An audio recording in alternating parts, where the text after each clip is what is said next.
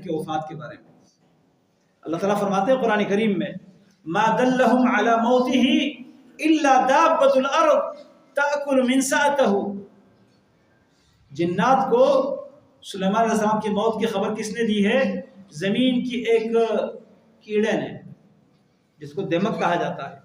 تأکل من سأتہ، وہ دیمک سلیمان علیہ السلام کے کیڑے، سلیمان علیہ السلام کے لاٹھی کو کھاتے کھاتے جب وہ لاٹھی بوسیدہ ہو گئی، فلما خر، جب سلیمان علیہ السلام گر پڑے، تبینت الجن، جنات کو پتہ چلا، لو کانوا یعلمون الغیب، اگر یہ غیب جانتے، ما لبثوا فی العذاب المہین، اس رسوا کرنے والے عذاب میں یہ وقت نہ گزارتے۔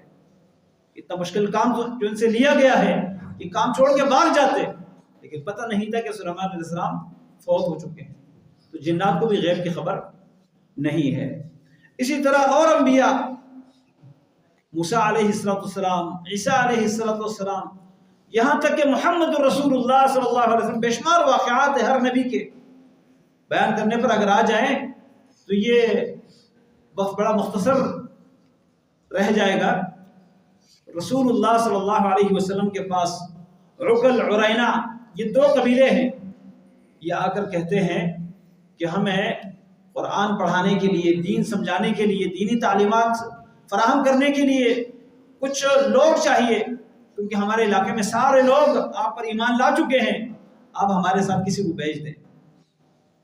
کچھ لوگ تھے جو دن بھر محنت کرتے تھے، لکڑیاں اکٹھی کر کے وہ بیچ کر اس سے اپنا گزارا کرتے تھے، اور اللہ کے نبی صلی اللہ علیہ وسلم کی مجلسوں میں بیٹھ کر آپ سے علم حاصل کرتے تھے، اور رات کو وہ اللہ تعالیٰ کی عبادت کرتے تھے صفہ میں۔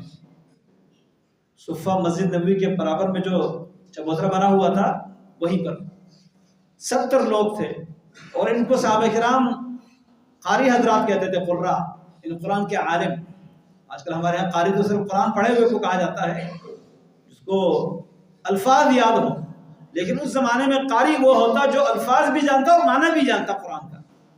تو یہ قرآن کے عالم تھے، نبی علیہ السلام نے دین کی تعلیم دینے کے لیے ان کو بھیجا عقل اور عرینہ کے قبیلے کی طرف۔